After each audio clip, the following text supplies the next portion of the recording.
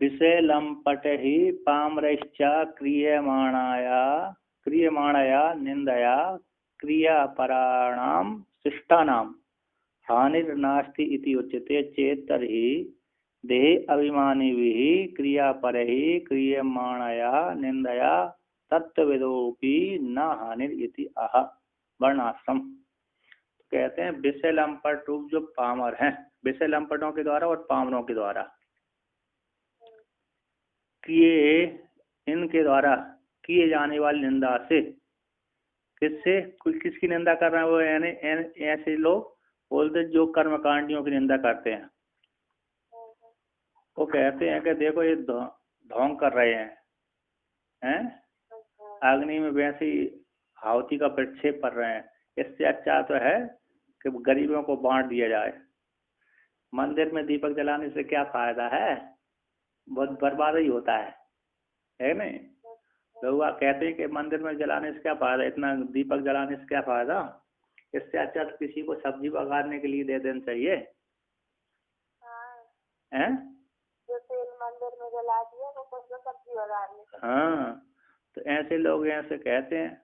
तो कहते हैं जैसे उन पामरों के द्वारा क्रियापरक शिष्टों की निंदा किए जाने पर भी उनकी हानि नहीं होती, है ना। उन लोगों के द्वारा किया गई निंदा से, विषय लंपटों और पामरों के द्वारा की गई निंदा से क्रियापरक शिष्टों कर्मकांडियों, उन कर्मकांडियों की हानि नहीं होती। इति उच्यते, हानि नहीं, इति उच्यते चेत तरहि, तो देह में जो अभिमान करने वाले हैं ऐसे के क्रियापरक कर्मकांडियों के द्वारा की गई निंदा से तत्ववेत्ताओं की भी हानि नहीं होती। इतिहास, जिस प्रकार से देह अभिमानी वाले भी किनकी निंदा करते हैं, तत्ववेताओं की। तत्ववेताओं की निंदा कैसे करते हैं, देखो इसमें कोई वेद का शासन नहीं मानता, कोई भजन पूजन नहीं करता, पूजा पाठ नहीं करता, यज्ञ अनुष्ठान आदि नहीं करता, ये वैसे घूमता रहता है इधर से उधर जाता है। हम लोग तो सुबह से लेकर शाम तक करते ही रहते हैं, ये तो निठल्ला बन करके घूम ही रहा है और दूसरा भिक्षा मांगता रहता है जवान होकर के, इत्यादि उलाहना देते हैं। और विधि, इसके ऊपर वेद का कोई शासन ही नहीं मानता है, विधि नहीं है इसके ऊपर, कोई आश्रम ही स्वीकार नहीं करता, इत्यादि की द्वारा, इत्यादि इनके क्रियापरकों के द्वारा निंदा की जाती, उस निंदा से एक तत्ववेत्ता की हानि नहीं होती। आहा, वर्ण आश्रम कहते हैं। वर्णाश्रम परान मूढ़ा निंदन्ति त्वच्युते यदि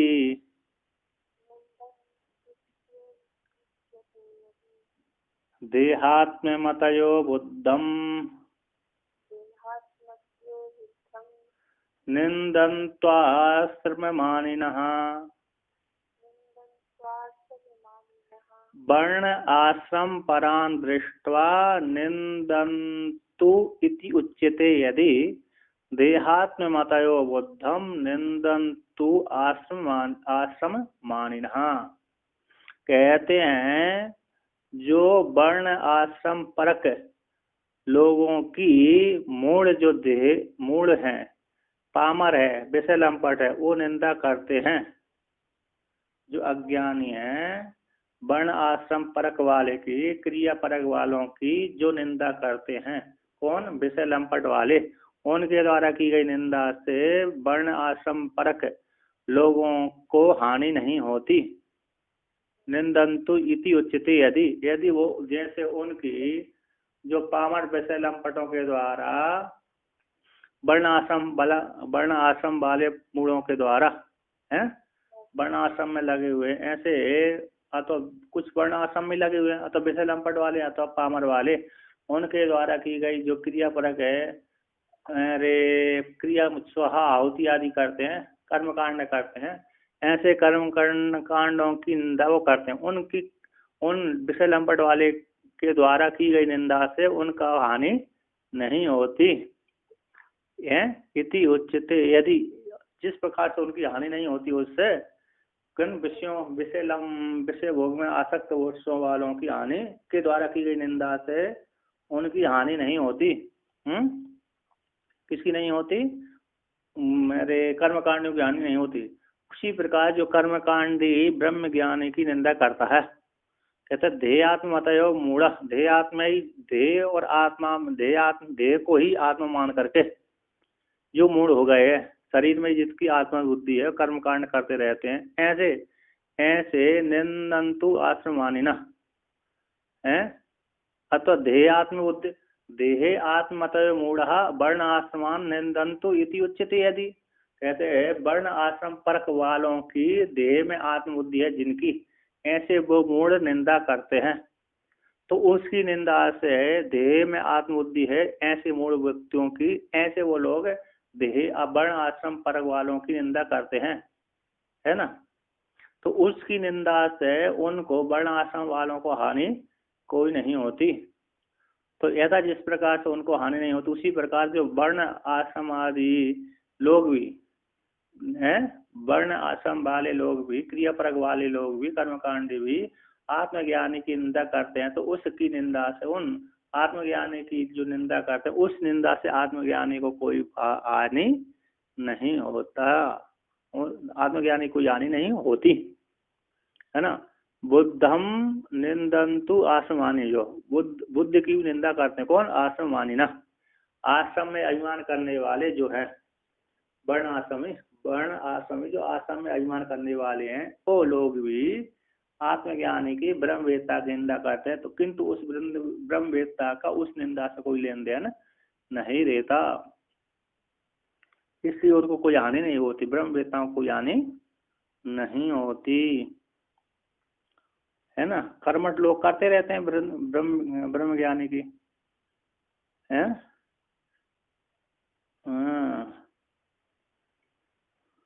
कर्मठों को द्वारा की गई निंदा से ब्रह्मवेत्ता का कोई हानि नहीं, कोई दोष भी हानि, ब्रह्मवेत्ता की हानि नहीं होती, है ना, हानि का भाव समान है। ऐसे विषय लोगों के द्वारा की गई निंदा से वर्ण आश्रमों की हानि नहीं होती, उसी प्रकार कर्मठ लोगों के द्वारा कर्मकांडियों के द्वारा की गई निंदा से ब्रह्म ज्ञानी की हानि समान ही है, नहीं होती, समान ही है।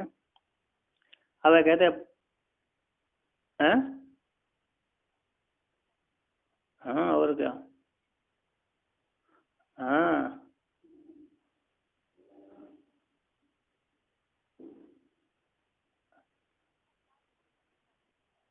अच्छा अच्छा अच्छा, हाँ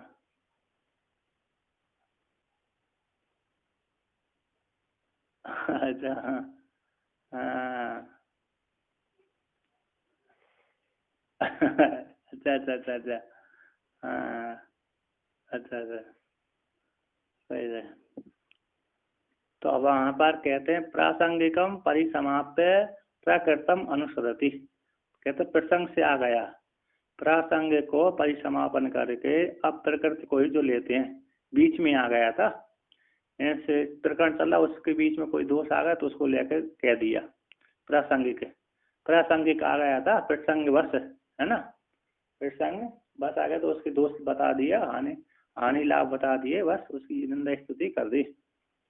और जो प्रसंग से आया, प्रसंग के द्वारा आ गया था, प्रकृति में प्रसंग के माध्यम से आ गया, तो उसको समाप्त करके अब प्रकृति को ही अनुसरण करते हैं, जिसमें निर्गुण परमात्मा की उपासना का वर्णन है, आत्मज्ञान और निर्गुण परमात्मा की उपासना का वर्णन है, आत्मज्ञान का जो वर्णन है उसी के विषय में कहते हैं। तदित्थम तत्व विज्ञाने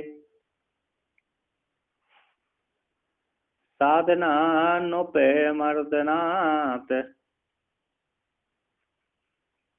ज्ञानिनः चरितुं शक्यम् सम्यग् राज्यादिलौकिकम्।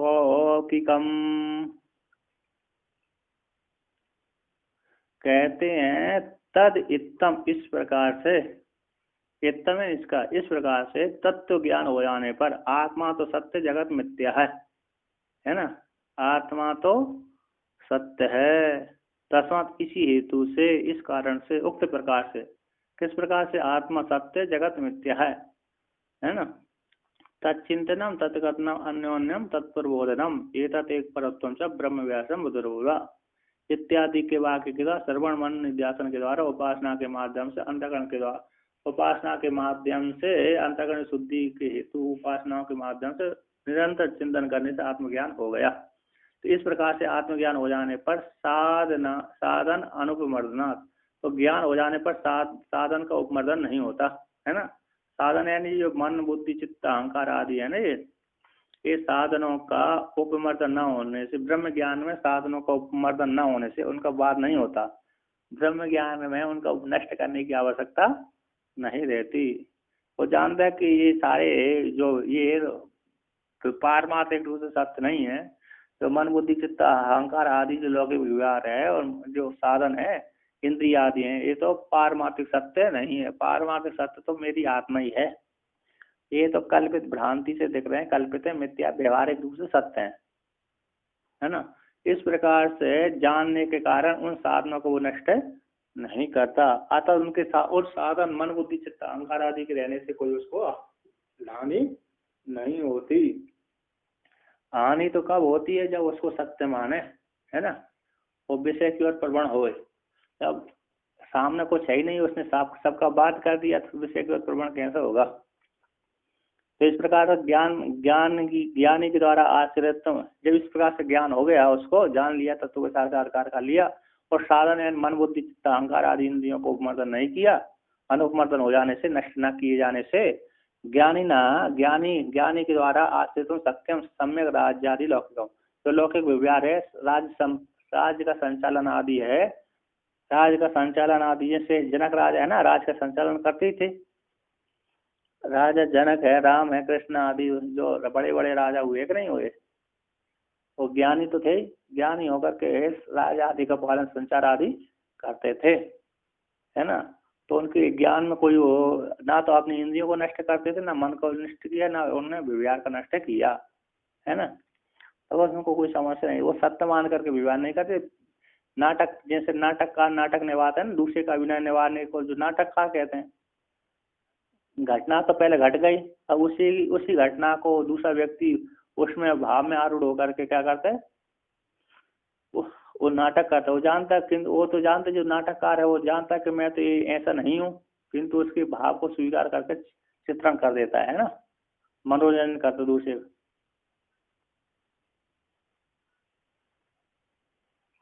हाँ हाँ, भगवान जो करते हैं वो उनकी लीला होती है, क्योंकि वो जो फंसते नहीं, वो तो जानते कि मैं नाटक कर रहा हूँ। बाकी बाकी तो सत्य मान करके स्वीकार करता ना, इसलिए उनका नाटक नहीं होता, है ना। जो व्यक्ति सत्य मान के झूठ मान करके करता है तो वो नाटक कहलाता है। नट है ना, नट वो दूसरे का किसी राजा रानी का अभिनय करता है तो नाटक ही कहलाता है, ठीक है ना। तो वो उसने उस काल में तो जब नाटक निभाता नट, तो उस काल में तो बड़े बड़े लोगों को भी धमका देता है ना। जब अभिनय करता है उस काल में तो राजा को अरे उसने चरित्र निर्वाह कर रहा है, तो उसके सामने जो पब्लिक आती है, वो सेना आदि, उसको सबको डरा देता है। किंतु वही जब उधर अपने भेष को उतार देता है तो क्या दूसरे लोगों को डरा सकता है, नहीं डरा पाता, स्वयं डर कर रहता है। वो जानता है कि मैं तो नौकर एक सामान्य व्यक्ति हूँ, है ना। अब नाटककार में भी जब नाटक निर्वाह कर रहा है, जिस काल में नाटक चरित्र निर्वाह कर रहा है, चरित्र का चिंतन कर रहा है, उस काल में वो जानता है कि मैं राजा नहीं हूँ, तो मैं तो साधारण व्यक्ति हूँ, है ना। जैसे एक नट है, उसने स्त्री का वेश धारण कर लिया, है कि नहीं। उसने क्या कर लिया, स्त्री का वेश धारण कर लिया। वेश धारण करके लोगों को मनोरंजन करने के लिए स्टेज पे गई वो, है ना। गया तो गया स्त्री के वेश धारण करके वो पुरुष कहाँ गया, स्टेज पे गया, मंच पे गया।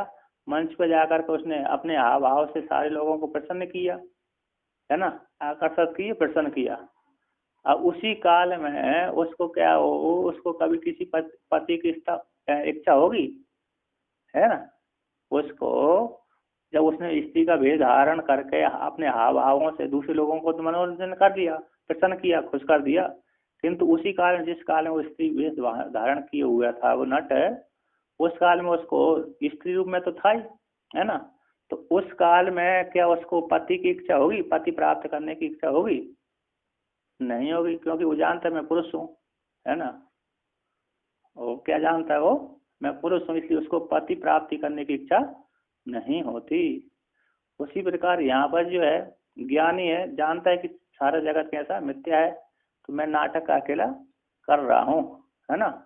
इस प्रकार से वो ज्ञानी का व्यवहार, लौकिक व्यवहार जो ज्ञानी के द्वारा आश्रित जो आचरण है, लौकिक व्यवहार राज्य आदि सम्यक रूप से ठीक ठीक से पालन कर सकता है, अर्थ करने में समर्थ हो जाता है कि नहीं। ज्ञानी के द्वारा आश्रित लौकिक व्यवहार में आचरण है, समय अच्छी प्रकार से राजा आदि का पालन करना सक्षम है, आदर्श वो राजा आदि का पालन कर सकता है, करने में योग्य है, अच्छी प्रकार से कर सकता है। तो टीकाकार यहाँ पर कहते हैं तत तस्मात् कारणाद इत्थम उक्तेन प्रकारेण तत्व विज्ञाने सति साधन अनुपमर्दनाद लौकिक व्यवहार साधनानां मनः आदीनां अविलापेनाद लौकिकम राज्य परिपालनादि कर्म वा ज्ञानिना सम्यक आचरितुम शक्यम इत्यर्था।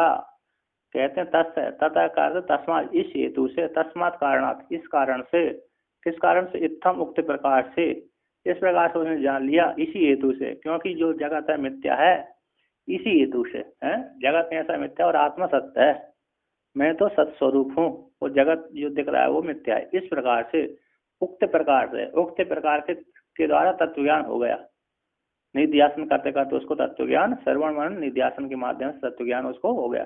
तत्व ज्ञान के हो जाने पर साधन अनुपमर्दनाथ, और साधनों को उपमर्दन न किए जाने, नष्ट न किए जाने से, है ना, साधनों का उपमर्दन न होने से ज्ञान किसी को नष्ट नहीं करता, है ना। ज्ञान तो कैसे वस्तु तंत्र होता है, कर्ता तंत्र नहीं होता। साधना कर्ता तंत्र होती है, प्रभाव रूप होते हैं, कर्ता के अधीन होती हैं, है ना। किंतु ज्ञान तो वस्तु के अधीन होता है, जैसी वस्तु उसी प्रकार का ज्ञान होगा। इसलिए किसी भी वस्तु, उस अज्ञान का नाश अकेला करने वाला ज्ञान होता है, यानी भ्रांति की निवृत्ति करता है, और किसी ना तो वस्तु को बनाता है न बिगाड़ता है। इस प्रकार से इंद्रियों को फिर वो कैसे नष्ट करेगा। अतः जो इंद्रिय में आस्तिक बुद्धि थी उसी को नष्ट किया उसने, है ना, अज्ञान को नष्ट किया, सत्यत्व बुद्धि को नष्ट उसने किया, किसी पदार्थ को उसने नष्ट नहीं किया। तो कहते हैं लौकिक जो साधन यानी इंद्रियों को उपमर्दन न होने से लौकिक व्यवहार के जो साधन है, लौकिक व्यवहार के साधनों के मध्य में है, जो साधन कौन, मन आदि है, उन मन आदि साधनों को विलापन न होने से, नष्ट न किए जाने से, है, उनका विलापन न होने से, विलापनात् है ना, तकार को लकार को देख करके तकार हो जाता है, लकार को देख करके तकार को लकार हो जाता है। तो विलाप नाल है ना, विलाप नाल लिखा है वहां पर। तो विलापन होने से, लौकिक जो विलापन न होने से, मन आदि साधनों का विलापन न होने से, नष्ट न होने से, स्थित रहने से, बने रहने से, मिथ्या रूप से बने रहने से, व्यवहारिक सत्य रूप से बने रहने के कारण, है ना, लौकिक राज्य आदि है, राज्य आदि करते हैं, राज्य परिपालन आदि, लौकिक के जो राज्य परिपालन आदि अथवा कर्म है, वो ज्ञानी के द्वारा सम्यक आचरण सक्यम, अच्छी प्रकार से आचरण कर सकता है, करने में समर्थ वो होता है। जिसने यथार्थ रूप से वस्तु को, स्वरूप को जान लिया, फिर उसको कहीं भी जा सकती नहीं, और अच्छी प्रकार से व्यवहार करता है वो, है ना। जिसने वस्तु को अच्छी प्रकार से नहीं जाना, वो तो वहीं त्रुटि भी कर देता है। किंतु जिसने अच्छी प्रकार से वस्तु के स्वरूप को जाना है ना, अर्थात आत्मा को जान ली, ऐसा व्यक्ति तो उस व्यवहार को बड़ा अच्छी तरीके से निर्वाह करता है। वो जानता है, जैसे जैसे मंत्री आदि जो बनते हैं ना, कौन, अरे राजा मंत्री बनते हैं ना, मंत्री सैन्य से प्रधानमंत्री, राष्ट्रपति आदि, मुख्यमंत्री आदि। अब जो भारत जीवन वाले बनते हैं वो तो रिश्वत खूब लेते हैं, है ना।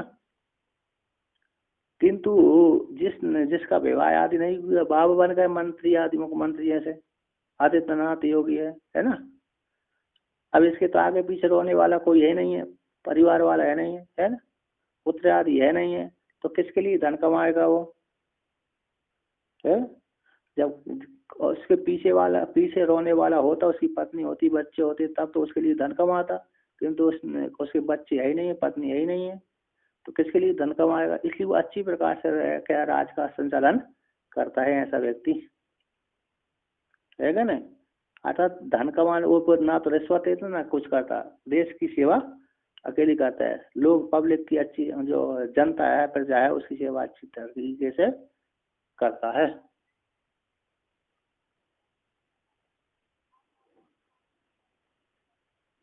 हाँ और क्या।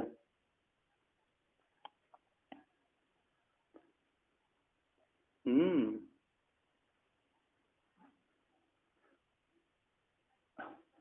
हाँ बड़े बड़े रहते थे और कौन भी सलाह लेते थे, आज्ञा पालन करते थे। हम्म,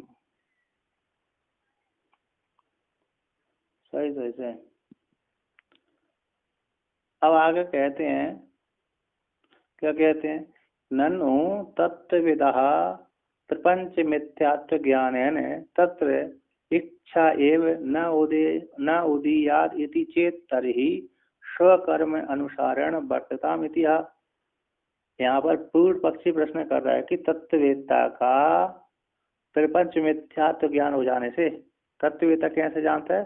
प्रपंच मिथ्या है ना? प्रपंच कैसा है? मिथ्या है। तो प्रपंच मिथ्या हो जाने के कारण है, सब प्रपंच के मिथ्या हो जाने से, मिथ्या ज्ञान से तत्र वहां पर इच्छा ही उदित नहीं होगी, है? कहाँ पर नहीं होगी? विचार में।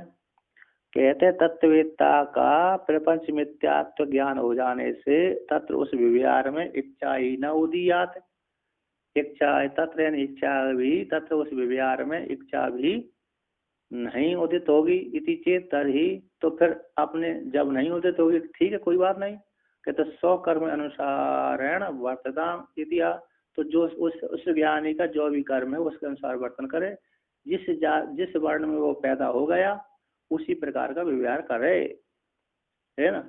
जैसे उनके विषय में आता है, कौन थे? जो थे ना, शूद्र वर्ण में पैदा हुए थे, क्या नाम है? शूद्र है, शूद्र शूद्र वर्ण में जो अभी अरे,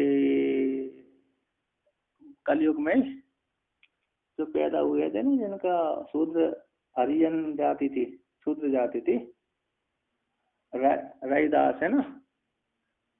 हाँ, मीरा के गुरु थे कि नहीं थे भगवान जाने, मीरा के गुरु तो भगवान थे, जो भी हो। तो रैदास है ना, वर्ण से कैसे थे? शूद्र थे। हाँ तो शूद्र वर्ण थे, शूद्र वर्ण होने के कारण थे तो ज्ञानी, ब्रह्म ज्ञानी थे, किंतु ब्रह्म तो यहाँ पर कहते हैं जैसे वो उसको देख अभिमान नहीं है प्रपंच मिथ्या होने से, उस व्यवहार में उसकी इच्छा उदित नहीं होती, तो चेतरी तो स्वकर्म के अनुसार वर्तन करे, है ना? तो जैसे रैदास से शूद्र वर्ण थे, शूद्र वर्ण के अनुसार वो कर्म करते थे, जूता आदि बनाते थे, है ना? तो उन्होंने मन चंगा तो कटौती गंगा, मन चंगा तो कटौती में गंगा, उन्हीं ने बोला था, मन मेरा प्रसन्न है तो यहीं पर गंगा है, मन मेरा नहीं है तो न गंगा जी में स्नान करने से गंगा जी का फल कम, गंगा जी का दर्शन नहीं होता, गंगा जी का जो स्नान करने का फल है वो नहीं प्राप्त होता स्नान करने के बाद भी, है ना? तो मन दूषित है, तो मन चंगा तो कटौती में गंगा, तो भाई उनके वहां पर गंगा जी पैदा हो गई थी, ऐसा बात बोलते। तो आता ब्रह्म ज्ञानी अपने कर्म के अनुसार वर्तन करे, नहीं तो उनको करने की जरूरत क्या थी? जूता बनाने की आदि के ना, उपानाय बनाने की जरूरत नहीं थी, क्योंकि जो तो ब्रह्म ज्ञान थी, बड़ी भिक्षा मांगते हो, हैं? बड़े बड़े लोगों के बीच में बैठते, किंतु नहीं किया उन्होंने ऐसा, अपने कर्म के अनुसार ही वर्तन किया उन्होंने, ठीक है। तो कहते हैं मिथ्यात्व बुद्धया तत्रेच्छा नास्ति चेत तर्हि मास्तु तत् ध्यायन् वात व्यवहरन् यथारब्धं वसत्वयम्। कहते हैं मिथ्यात्व बुद्धि हो जाने से, जगत में मिथ्यात्व बुद्धि हो जाने से, ज्ञान के द्वारा आत्मा में सत्यत्व बुद्धि, जगत में मिथ्यात्व बुद्धि हो जाने से तत्र उस व्यवहार में है, तत्र उस व्यवहार में क्या नहीं होगी, इच्छा ही नहीं हो, इच्छा नास्ति, व्यवहार करने में उनकी इच्छा नहीं होगी ऐसे ब्रह्मवेत्ता की। चेत तरी मिथ्यात्व बुद्धि, जगत के लौकिक व्यवहार में मिथ्यात्व बुद्धि हो जाने से, आत्मा और आत्मा सत्य इस प्रकार का दृढ़ निश्चय हो जाने से, है ना, तत्र उस व्यवहार में उस ब्रह्मवेत्ता की इच्छा नास्ति, नहीं होती। चेत तरी, तो सिद्धांत कहता है मास्तु तत्, कोई इच्छा ना हो कोई बात नहीं। जगत को मिथ्या करके जान लिया ब्रह्म ज्ञानी ने, इसलिए जगत को मिथ्या करके जान लेने से, आत्मा सत्य को जान लेने से, है ना, दोनों के यथार्थ ज्ञान हो जाने से उसको इच्छा नहीं होती जगत व्यवहार करने की, इच्छा उत्पन्न नहीं होती। ठीक ही बात है, अच्छी बात है, फिर पंच क्यों फैला है ना। तो मास्तु ठीक है, इच्छा ना हो कोई बात नहीं। तो कहते नहीं होगी तो फिर क्या करे, तो है पूर्व पक्षी ने पूछा क्या करे, तो फिर इच्छा नहीं होगी तो क्या वैसे ही बैठा रहेगा, है, जगत मिथ्या है और आत्म सत्य इस प्रकार ज्ञान हो गया, अब इच्छा नहीं हुई तो क्या कर रहे, बैठा रहे, बैठा रहेगा तो बीपी मोटापा बढ़ जाएगा, है क्या ना, बैठा रहेगा एक ही स्थान पर, क्या भगवान के समान मंदिर में जाकर के बैठ जाए, पूजित हो जाए, तो एक ही स्थान पर बैठा रहे तो मोटा ही हो जाएगा। तो कहते हैं जिस वर्ण में वो पैदा हुआ है उसी वर्ण के अनुसार कार्य करे। कहते हैं इच्छा हो तो हो, इच्छा नहीं होती कोई बात नहीं। कहते ध्यान व अथवा विवरण, ध्यान करता हुआ विहरण करे, है ना, ध्यान करता हुआ अथवा विहार करता हुआ, विवरण विवरण ध्यान करता हुआ रहे अथवा विहार करता हुआ रहे, अथवा कहते हैं यथा आरब्धम वसतु अयम, है जो ब्रह्म ज्ञान, अयम यह ब्रह्म ज्ञानी है, जैसा उसका प्रारब्ध कर्म है, यथा आरब्धम जिस प्रकार से उसका इस ब्रह्म ज्ञानी का प्रारब्ध कर्म है, उसी प्रकार से उसी आश्रम में रह करके वर्ण आश्रम आदि भी कर सकता है। चाहे ध्यान करता हुआ रहे, करता रहे, विचरण करे, चाहे अरे विहार करता हुआ और अपना प्रारब्ध कर्मों को भोगे। ब्रह्म ज्ञानी चाहे तो प्रारब्ध कर्म के अनुसार ध्यान करता रहे, चाहे तो प्रारब्ध कर्म के अनुसार व्यवहार, लौकिक व्यवहार करता रहे, उसकी इच्छा के ऊपर निर्भर है। उसके लिए कोई वेद शासन नहीं करता कि तुमको ध्यान ही करना है, तुमको व्यवहार ही करना है, ऐसा वेद आदेश नहीं देता। तो कहते हैं यथा आरब्धम तीव्र वेग आदि, आरब्ध का अर्थ किया यहाँ पर तीव्र वेगादि प्रारब्धम अनतिक्रम्य स्यात्, यथा आरब्ध जिस प्रकार आरब्ध कर्म है, प्रारब्ध कर्म है, जैसे तीव्र वेगादि जो प्रारब्ध कर्म है, तीव्र वेगादि प्रारब्ध कर्म है, उस प्रारब्ध कर्म को अनतिक्रम्य, उसको अतिक्रमण नहीं कर पाता। प्रारब्ध कर्म का तो भोग के द्वारा ही क्षय होता है ना। प्रारब्ध जो बलवत्तर प्रारब्ध कर्म है वो तो किसके द्वारा होता है, भोग के द्वारा ही नाश को प्राप्त होता है कि नहीं। एक महात्मा था, सन्यासी था, तो सन्यासी था तो टेढ़ी गलवाल में रहता था। उस काल में राजा का राज्य था, उस काल में राजा का राज्य था, मुसलमान आदि भी राज करते होंगे शायद, मुसलमानों के पहले था का, मुसलमानों की काल का ही था, है ना। तो टेढ़ी गढ़वाल में राजा हिंदू राजा राज करता था, तो वो महात्मा रहता था, वो महात्मा था ब्रह्मज्ञानी, ध्यान भी लगाता था, है ना। तो ध्यान लगाता था, तो ध्यान लगाने के कारण ब्रह्मज्ञानी था, ध्यान भी लगाता था, रहता था आश्रम में अकेले कुटिया, पहले सन्यासी अकेले ही रहते थे कुटिया बना करके ना। तो टेढ़ी गलवान में तो वहां पर कोई स्त्री उसके पास में आती थी, तो आती थी, सेवा भी करती थी, है ना। सामग्री तो नहीं रखते थे सन्यासी पहले, ये तो अभी अभी रखने लगे, पहले नहीं रखते थे, कुटिया बना कर रहते थे।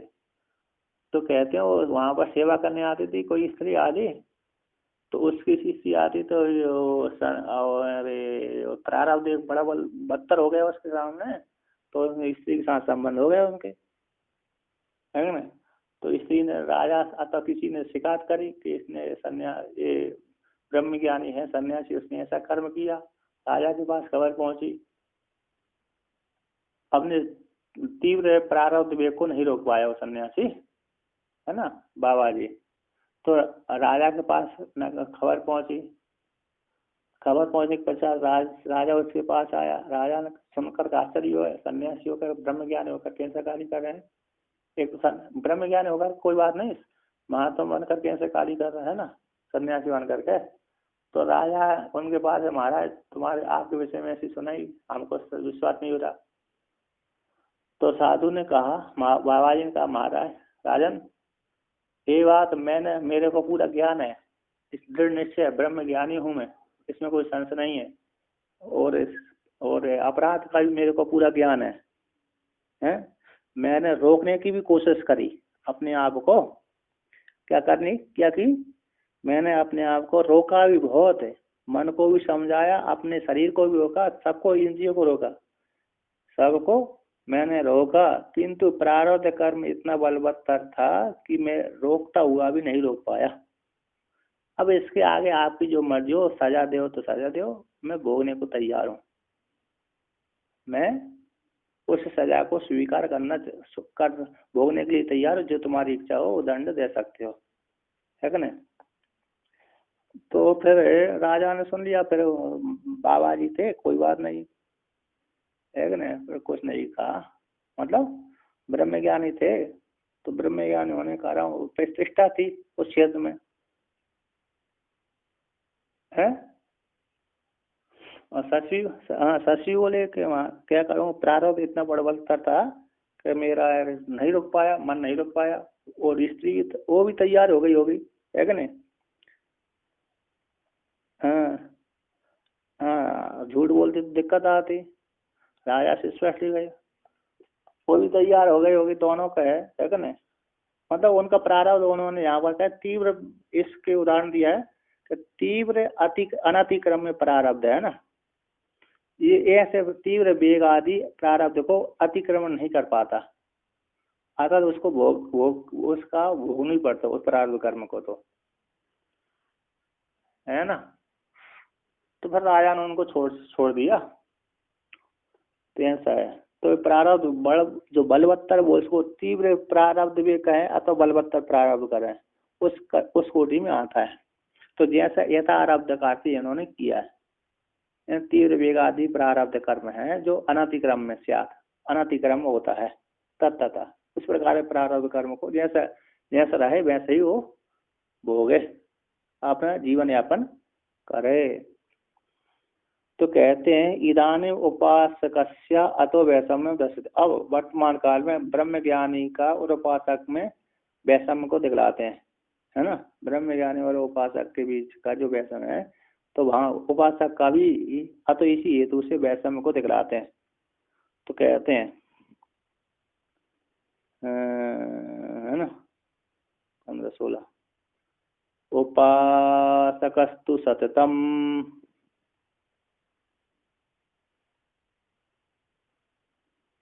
ध्यायन्नैव वसेद् यतः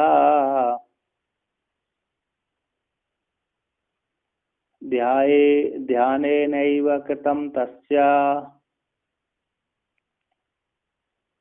ब्रह्मत्वं विष्णुतादिवत्। तो कहते हैं इदानीं वर्तमान काल में उपासक का उस ब्रह्म ज्ञानी से वैषम्य को दिखलाते हैं, है ना। अतो उससे ब्रह्म ज्ञानी से उपासक जो है साधक है उसको विषमता को दिखलाते हैं, 10 दिन दिखलाते हैं। कहते उपासक तो सततम निरंतरम ध्यान एवं वसेद, जिस प्रकार से जैसा ज्ञान ब्रह्म ज्ञान है तो जैसे जिस प्रकार से रहता उसी जैसा प्रारब्ध कर्म उसी प्रकार रहे, किंतु किंतु तो यानी किंतु उपासक तो निरंतर ध्यान करता हुआ ही रहे। क्यों ध्यान करता रहे, क्योंकि जो ध्यानी है उपासक है वो ध्यानन एव कृतम तस्य ब्रह्मत्वम, क्योंकि यतजिस हेतु से, क्योंकि ध्यान के द्वारा ही उसने ब्रह्म को बनाया है। तस् उस उपासक का जो ब्रह्म है उसने ब्रह्म को प्राप्त कैसे किया? उपासक ने ध्यान के द्वारा बनाया, ध्यान के द्वारा ही प्राप्त हुआ उसका।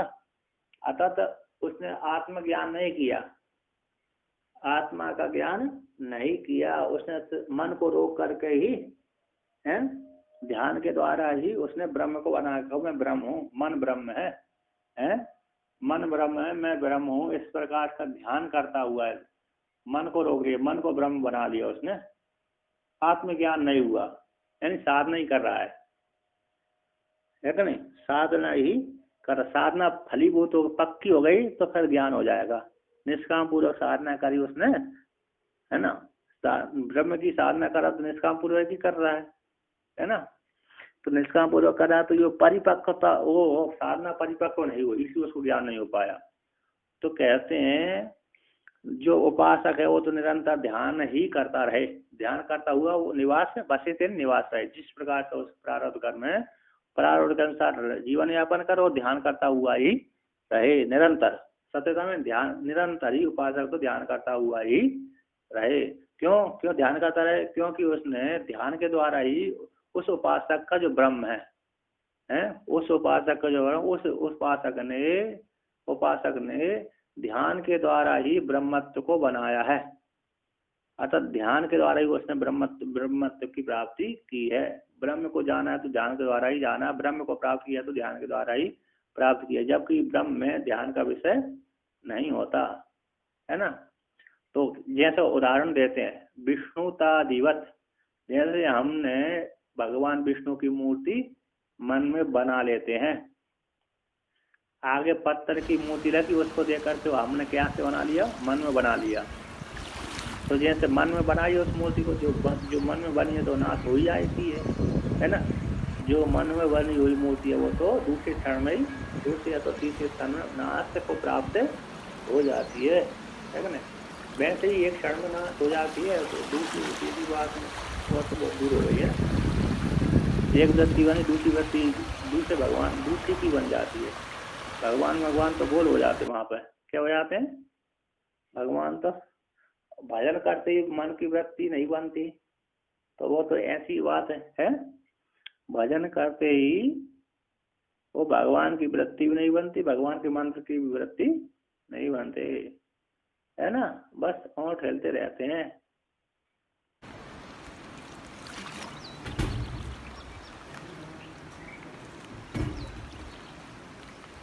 बन जाती हैं, है ना।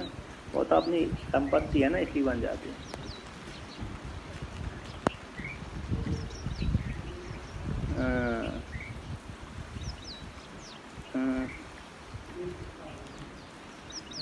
नहीं, देखो जो भगवान की वृत्ति अपनी नहीं है इसलिए नहीं बनती हो। जो जगत की वृत्ति वो अपनी है, निजी है ना, अपनी संपत्ति है, घर की संपत्ति कभी बन जाती है।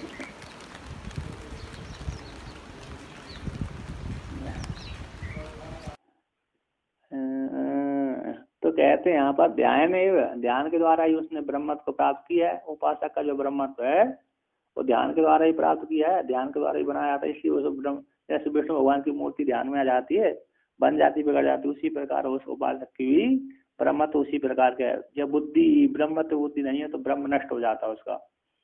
जब ध्यान नहीं लगा तो ब्रह्म नष्ट हो गया, जब ध्यान लगा तो ब्रह्म आ गया। अब टीकाकार यहाँ पर कहते हैं उपासक थी, उपासक तो निरंतर ध्यान करता हुआ रहे, तत्र उपपत्ति, उसमें उपपत्ति कहते हैं, ध्यान में उपपत्ति को दिखा यथा, जिस प्रकार से कहते हैं यतः कारणात् तस्य ब्रह्मत्व ध्यानन एव कृतम न प्रमाणेन प्रमितम अतो ध्यायिना सदा ध्यानम कर्तव्यम इत्यर्थ। कहते हैं यथा, जिस हेतु जिस कारण से तस् उसका साधक का उपासक का ब्रह्मत्व, जो ब्रह्मत्व की प्राप्ति हुई हो ध्यान के द्वारा ही उसने बनाया था, ध्यान के द्वारा ही ब्रह्मत्व की प्राप्ति हुई है। न प्रमाणन प्रमितम, प्रमाण के द्वारा वो ब्रह्म ज्ञान की प्राप्ति नहीं हुई, तब वेदांत रूप प्रमाण के द्वारा है, तत्वमसि महावाक्य आदियों के प्रमाण के द्वारा, तत्वमसि महावाक्य आदि प्रमाणों के द्वारा, वेदांत वाक्यों के द्वारा वो ब्रह्मत्व प्रमित नहीं हुआ, है ना, ब्रह्म को नहीं जाना उसने, प्रमितम ज्ञानम, ब्रह्म को उसने नहीं जाना। तो इसीलिए ध्याई ना, इसी तो ब्रह्म को प्रमाण रूप से न जानने का, वेदांत ज्ञान के द्वारा न जानने के कारण, न जानने से ध्याई ना सदा ध्यानम कर्तव्यम, इसी ध्याई ना यानी ध्यान करने वाले कर्ता के द्वारा, उपासना करने वाले के द्वारा सदा ध्यान को ही करते रहना चाहिए, क्योंकि उसने बनाया है, मूल खरीदा है, निजी संपत्ति उसकी नहीं है। जो निजी संपत्ति वो अपने हमेशा बनी रहती, जो दूर से खरीदी हुई ना वो नष्ट हो जाती, कभी भी चली जाती, कभी भी उसके पास चली जाती। ध्यान बनाया है आप, जो बनाया है तो नष्ट होगा, है ना। एक क्षण बना लिए दूसरे क्षण में नष्ट हो जाता है, दूसरे क्षण फिर बनाया तीसरे क्षण में नष्ट हो गया, है ना। किंतु जो ज्ञान के द्वारा प्राप्त हो गया तो वो हो ही गया, हमेशा अपना ही हो जाता है ना। तो ध्यान ज्ञान वेदांत प्रमाण के द्वारा जिसने आत्मा को जान लिया उसने, उसको ध्यान लगाने की जरूरत नहीं है ना।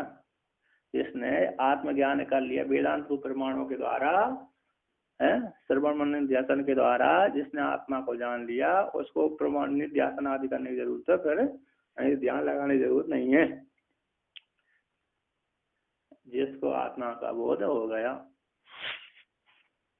तो कहते हैं, और आगे कहते हैं, तत्र दृष्टान्त में विष्णुता दिवच्चा यथा स्वस्मिन् ध्यानेन संपादितस्य विष्णुत्वादे पारमार्थिकत्वं नास्ति तद्वत्ता। ऐसा जिस प्रकार स्वस्मिन् स्वयं है, स्व के हृदय में, स्वस्मिन् स्व में, स्व के हृदय में तो स्व के शरीर में, है ना, स्व के स्वरूप में तो स्व के शरीर में, स्व के हृदय में, ध्यान के द्वारा स्वयं ही ध्यान के द्वारा संपादित विष्णुत्व आदि का, ध्यान के द्वारा विष्णु आदि का संपादन करने से विष्णुत्व आदि का संपादन कर लेते हैं, स्वयं ही धारण कर लेता है रूप में कि मैं विष्णु हूँ, इस प्रकार का ध्यान धारण कर लेता है। अब तो मेरे हृदय में विष्णु भगवान विराजमान है ना। या तो वो स्वयं के में स्व में ही विष्णु भगवान को आरोपण कर लेता है, ये शरीर विष्णु का है ना, मैं विष्णु हूँ, मेरे 4 हाथ हैं, 2 नेत्र हैं, है ना, 2 पैर हैं, 4 हाथों में, एक में शंख है, एक में सुदर्शन चक्र है, एक में गदा है, एक में अभय मुद्रा है ना। इस प्रकार कल्पना करता है और आगे कल्पना नहीं करता कैसे इतने भी बहुत है। और तो कहते हैं पर मैं तो कह पत लक्ष्मी जी भी आगे पैदावार रही है, ये यार कल्पना नहीं है।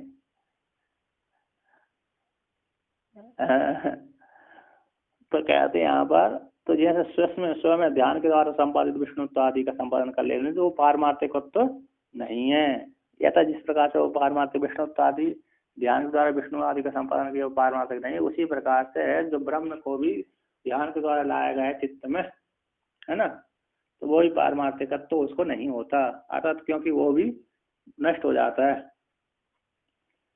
मन के द्वारा कहते ये सिद्ध है, मन के द्वारा जो बनाया गया है ना वो प्रमाण के द्वारा सिद्ध नहीं है ना, मन के द्वारा ही कहते कथम सिद्ध मानता है, मन के द्वारा जो किया गया ब्रह्म है वो मन के द्वारा मैंने बना लिया, सिद्ध हो गया, वो प्रमाण के द्वारा सिद्ध नहीं किया तो वो नष्ट हो जाता है। मन तो क्षणिक होता है, मन की वृत्ति कैसी होती है, क्षणिक है, तो दूसरे क्षण में तो वो नष्ट हो जाते है, ब्रह्म भी उनका गोल हो जाता है। अब आगे कहते हैं, ध्यान संपादितस्यापि तस्य पारमार्थिकत्वं किं न स्यात् इति आशंकः। ध्यान संपादितस्य वाग्ध्यानत्वादेर ध्यान अपाये अपगम ध्यानान न एवं इत्या। ऐसे ध्यान के द्वारा संपादित है, ध्यान के द्वारा संपादित ब्रह्म का ध्यान के द्वारा संपादन किया है, ऐसे उस ब्रह्म का उपासक ने जिसका संपादन किया है, बनाया है, जिसकी मूर्ति मन में बनाई है, ध्यान के द्वारा उपासक ने ध्यान के द्वारा संपादन किया है जिसका, ऐसे उस किसका किया संपादन किया है, ब्रह्म तत्व का संपादन किया है, ब्रह्मत्व का संपादन किया है। ऐसे संपादित ब्रह्म का पारमार्थिकत्व क्यों न स्यात्, पारमार्थिक रूप से क्यों न माना जाए। ध्यान के द्वारा बना ली गई है मूर्ति जिसकी, है, ध्यान के द्वारा संपादित कर ली है मूर्ति जिसकी, जिस इष्ट देवता की, जिस ब्रह्मत्व की, जिसका ब्रह्मत्व का है ना, जिस इष्ट देवता की अथवा ब्रह्म की, ध्यान के द्वारा संपादन कर लिया है, मन को संपादित कर लिया है, संस्कारित कर लिया है ब्रह्म ध्यान के द्वारा संपादन कर लिया, बना लिया है मन में, जिसका, किसका रूप बना लिया, ब्रह्मत्व को संपादन कर लिया जिसने, ऐसे उसका जो ब्रह्मत्व है ध्यान के द्वारा संपादित हो गया जिसका, है ना, ऐसे उसका जो ब्रह्मत्व है, उस ब्रह्मत्व का पारमार्थ क्यों ना मान, ध्यान के द्वारा जिसने सिद्ध कर दिया ब्रह्मत्व को, है, ध्यान के द्वारा संपादन कर लिया है, बना लिया है मन में जिस ब्रह्म को, ऐसे उस ब्रह्म का पारमार्थकत्व क्यों ना माना जाए। चित्त में अथवा मन में अंतःकरण में है ना, तो जो जिसका संपादन हो गया, जान लिया गया, मन में संपादित हो गया, बना ली गई है वृत्ति, ऐसी उस वृत्ति का, मन का, चित्त का, है ना, चित्त में बना ली गई, आरोपण कर लिया, ऐसे उसका पारमार्थिक क्यों ना माना जाए। इति आशंका को लेकर के, इति आशंका करते हैं, क्यों ना माना जाए, मान लेना चाहिए। तो कहते हैं यहाँ पर ध्यान संपादित बाघ ध्यानत्वादि का, है ना, बाघ धेनु आदि के द्वारा संपादन किया है। कहते संपादित ब्रह्म का संपादन किया है जिस ब्रह्म का, ऐसे ब्रह्म का बाघ धेनुत्व आदि का ध्यान के अपाय हो जाने पर उसका भी अभिगम हो जाता है। जिसका हमने ध्यान के द्वारा जिस मूर्ति बनाई है, उस जब ध्यान छोड़ देंगे तो वो ध्यान के छोड़ देने पर वो जो मूर्ति थी अपने आप नष्ट हो जाती है, क्योंकि ध्यान के द्वारा बनाई गई है। जैसे संपादित, ध्यान के द्वारा संपादित उस मूर्ति का, उस ब्रह्मत्व का उदाहरण देते हैं, जैसे बाघ धेनुत्व आदि का, बाघ धेनु है ना, शब्द के द्वारा हमने बनाई गई है ना, बाघ धेनु, बाघ रूप जो धेनु है, वाणी रूप जो धेनु है ना, ऐसे बाघ रूप धेनु को धेनुत्व आदि का ध्यान के द्वारा संपादित कर लिया, मन में संपादन कर लिया, चित्त में संपादन कर लिया, अंतःकरण में संपादन कर लिया, ऐसे संपादित का बाघ धेनु आदि के संपादित का संपादन कर लिया, ऐसे उस बाघ धेनु आदि मूर्ति का, है ना, बाघ धेनुत्व आदि शब्द का जान लो चाहे मूर्ति का जान लो, है ना, शब्द का जान लो चाहे किसी मूर्ति का जानो। तो बाघ धेनु यहाँ पर मूर्ति, बाघ धेनु है, बाघ है वाणी, है ना, बाघ रूप धेनु है। बाघ रूप धेनु कैसी है, जैसे धेनु गाय सब कुछ धो देती है ना, धेनु जो काम धेनु गाय होती है ना, उसके पास में बैठ जाओ, उससे संकल्प करो, उसके पास बैठ करके संकल्प कर दो कि हे गौ माता, हे काम धेनु गाय, हमको ये चाहिए, तो तुरंत दे देती है, उसके शरीर से निकल जाते हैं। इसलिए पृथ्वी रूप गाय को बना करके पृथ्वी राजा ने इसको दोहन किया था, है ना, पृथ्वी गाय बन गई थी, तो पृथ्वी राजा बछड़ा बन गया था, है ना, बछड़ा बन गया, तो पब्लिकों ने इस पृथ्वी रूप गाय को धोआ, तो जिस व्यक्ति ने जैसे कर, किंतु धोआ किस पे, हाथों के ऊपर धोआ था, है ना, कोई बड़ा पात्र नहीं बनाया उन्होंने, तो बड़े पात्र में धोते तो व्यक्ति के अधिक पुण्य मिलता, फल मिलता, सुख भोगने को मिलता, किंतु हाथ में मिला है, हाथ में धोआ, हाथ में ही उन्होंने दूध को धोआ, पृथ्वी को धो लिया, तो हाथ में कितना आएगा, उतना ही आएगा, है ना, इसलिए थोड़ी बार फिर नष्ट हो जाता है, इसलिए व्यक्ति सुखी दुखी जल्दी होता है। किंतु राक्षसों ने देवताओं ने अलग अलग प्रकार के पात्रों में धोआ, किंतु उनका जो बछड़ा भी था अलग अलग प्रकार का ही था, है ना, जैसे स्वर्ग के देवताओं ने धोआ तो इंद्र को बछड़ा बना दिया, है ना, इंद्र को बछड़ा बना करके देवताओं ने सोने के पात्र में धोआ, तो सोने के पात्र में धोआ, सोने के पात्र ज्यादा देर तक टिका रहता, उसमें जो धोएंगे दूध वो भी ज्यादा टिका रहेगा, तो उनको इसी देवताओं को ज्यादा काल तक सुख प्राप्त होता है ना। और इन्होंने राक्षसों ने मिट्टी के पात्र में या तो दूसरे पात्र में धोआ, तो किसको धोआ, मदरा को धोआ, शराब को धोआ था, इसलिए वो शराब पी कर मस्त रहते हैं राक्षस आदि। चलो, तो बाघ धेनुत्व आदि का जैसे मन ध्यान के द्वारा संपादित बाघ धेनुत्व आदि का, है संपादन किया है उस वाग्देहत्व आदि का, तो संपादन किया उसका कहते ध्यान के अपाय, ध्यान के हट जाने पर उस वाग्देहत्व आदि का भी अपगम देखा जाता है। अपगम दर्शनाथ, है ना, नाश देखे जाने से नैव मिथ्या, इसलिए ध्यान के द्वारा संपादित ब्रह्म का पारमार्थिक नहीं हो सकता, है ना। अपगम देखे जाने से न एवं मिथ्या, तो ध्यान के द्वारा जो बनाए गए संपादित किया वो जो ब्रह्मत्व है उस ब्रह्मत्व का क्या हो जाएगा, पारमार्थिकत्व नहीं है। तो कहते हैं यहाँ पर श्लोक तो पूरा करें। ध्यानोपादानकम यत्तद्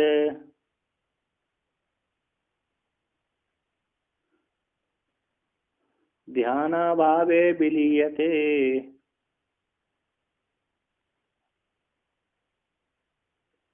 वास्तवे ब्रह्मता नैवा ज्ञानाभावे विलीयते। तो कहते हैं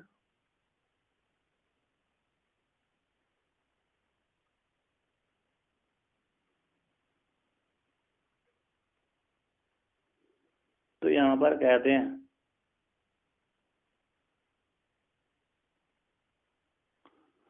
तो ध्यान के द्वारा है, ध्यान उपादानकम यत्तद्, ध्यान ही एक कारण है ब्रह्मत्व गुरु प्राप्ति में।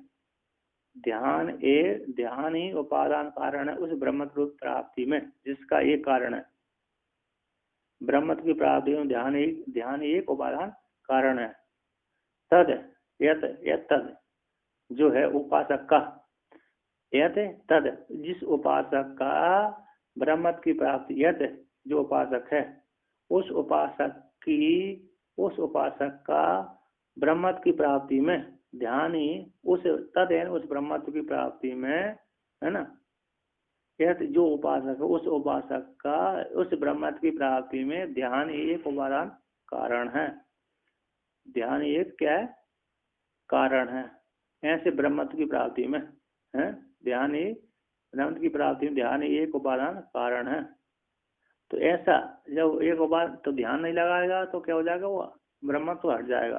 कहते ध्यान अभावे विलीयते, जब उपासक ध्यान करना छोड़ देता है अथवा मनोराज्य करना बंद कर दे, मनोराज्य उसका दूसरी तरफ चला गया, ध्यान उसकी दूसरी तरफ बढ़ गया, उसी काल में उसका जो ब्रह्मत्व प्राप्ति हुई थी ध्यान के द्वारा वो ब्रह्मत्व क्या हो जाएगा, लीन हो जाता है। अतः ध्यान के अभाव हो जाने पर विलीयते ब्रह्मत्व, ब्रह्म भी क्या हो जाता है, विलय हो जाता है। किंतु वास्तविक ब्रह्मता न एवं ज्ञान अभाव विलीयते, है ना। किंतु जो वास्तविक पारमार्थिक ब्रह्मता है, वास्तविक पारमार्थिक रूप से ब्रह्मता है, वह ज्ञान के अभाव होने पर भी, कहते हैं तो जिस प्रकार से ध्यान के नहीं, ध्यान जिस प्रकार से ध्यान का अभाव हो गया तो ब्रह्म लीन हो जाता है, ध्यान के द्वारा बनाया गया ब्रह्म लीन हो जाता है। उसी प्रकार आपने ज्ञान के द्वारा भी तो ब्रह्म प्राप्त किया है, तो वो भी ज्ञान के नष्ट हो जाने पर ब्रह्म भी नष्ट हो जाएगा। कहते ऐसी बात नहीं है ना। ज्ञान हम जानते हैं कि ज्ञान तीसरे क्षण में नष्ट हो जाता। ज्ञान त्रिक्षण अवस्था रहती है, वृत्ति 3 क्षण रहती है, 3 क्षण के बाद तो वृत्ति नष्ट हो जाती है ना। तो ज्ञान के नष्ट हो जाने पर ब्रह्म भी नष्ट हो जाएगा, ऐसी बात नहीं है। कहते जो प्रमाण के द्वारा प्राप्ति किया गया है ना ब्रह्म ज्ञान, वो ज्ञान तो नष्ट होगा किंतु ब्रह्म तो नष्ट नहीं होता। कहते वास्तविक ब्रह्मता न एवं ज्ञान अभाव विलीयते, तो पारमार्थिक सत्ता है, स्वतः सिद्ध होने वाली पारमार्थिक सत्ता है। पारमार्थ दूसरे जिसने आत्मा को जान लिया, स्वतः सिद्ध होने वाली होने से, स्वतः सिद्ध होने से वास्तविक पारमार्थिक ब्रह्मता है वह न एवं ज्ञान अभाव विलीयते, ज्ञान के अभाव हो जाने पर भी विलय को प्राप्त नहीं होती। तो टीकाकार कहते हैं ज्ञान प्रकाशित ब्रह्मत्व तत्व विलक्षण, ज्ञान के द्वारा प्रकाशित ब्रह्मत्व का उससे उपासक ध्यान से विलक्षणत्व को कहते हैं, है ना।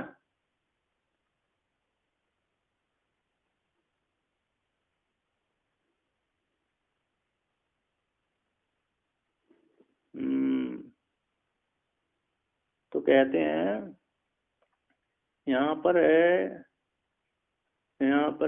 कहते हैं पहले आया ना ध्यान संबंधित भाग देनत्व आदि का ध्यान के द्वारा संपादित भाग देनत्व आदि का ध्यान के अभाव, ध्यान के हट जाने पर अपगम देखी जाने से न एवं, किंतु पारमार्थिक रूप से नष्ट नहीं होते है ना। तो यहाँ पर कहते हैं वास्तविक जो ब्रह्मता है वो ज्ञान के अभाव होने पर भी विलय को प्राप्त नहीं होती। यहाँ पर कहते हैं हेतु का तो विशेषण, हेतु को बीच में घर में छुपाते हुए विशेषण को कहते हैं वास्तविक ब्रह्मता है ना। पारमार्थिक जो ब्रह्मता है, हेतु गर्भित विशेषण, हेतु गर्भित ब्रह्म की विशेषण, पारमार्थिक उसका विशेष, वास्तविक शब्द की विशेषण वास्तविक है ना पारमार्थिक, इसका विशेषण कौन ब्रह्म है, वास्तव शब्द का विशेषण ब्रह्म हो गया। वास्तविक का विशेषण कौन है ब्रह्मता, और ब्रह्म का विशेषण वास्तविक हो गए। तो हेतु गर्भित विशेषण यथा जिस प्रकार से ब्रह्मत्व है, जिस प्रकार से ब्रह्म है ना, यथा इस प्रकार से ब्रह्मत्व वास्तव में है, तो इसलिए वास्तव में होने का पारमार्थिक होने से, इसलिए ज्ञापक जो ब्रह्म तो वास्तव है, तो कहते हैं उस ब्रह्म को बताने वाला जो ज्ञापक है, बोध कराने वाला लिंग था, बोध कराने वाला ज्ञापक ज्ञान का बोध, उस आत्मा को बताने वाला जो ज्ञान था, वास्तविक ब्रह्म कैसे वास्तविक पारमार्थिक सत्य है, इस प्रकार का बोध कराने वाला जो ज्ञान है, ज्ञापक रूप जो ज्ञान है, बोध कराने वाला ज्ञापक है ना, बोध कराने वाला जो ज्ञान, उस ज्ञान के अभाव हो जाने पर भी सती न विलयते, जो पारमार्थिक ब्रह्मत्व है उसका विलय नहीं होता। ओम।